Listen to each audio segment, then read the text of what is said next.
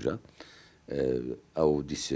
قبل 3 أيام التقى السفير الفرنسي بأحزاب الوحدة الوطنية في شمال وشرق سوريا، ومن ثم التقى أحزاب المجلس الوطني الكردي، وتم التركيز في اللقاءين على عقد المؤتمر الكردي. وحاليا لجنة المؤتمر أصبحت أوسع بعد انضمام أحزاب أخرى كالوحدة والتقدم، ووجهنا مرة أخرى دعوة للمجلس الوطني الكردي للحضور في هذا المؤتمر. الفرنسيون والأمريكيون أكدوا على النقاط المشتركة لتوحيد البيت الكردي وللذهاب إلى دمشق والحوار مع السلطة هناك.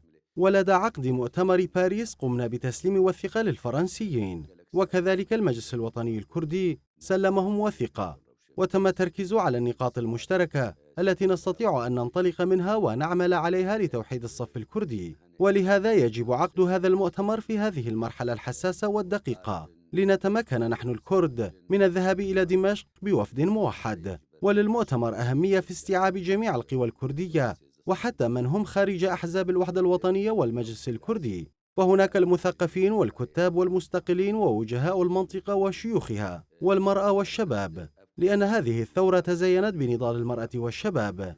نتأمل من هذا المؤتمر الوصول إلى نتائج تليق بتضحيات شهدائنا ومقاومة شعبنا. خوينا شهيد ما بن لايقي برخدان بونا ملتي ما بن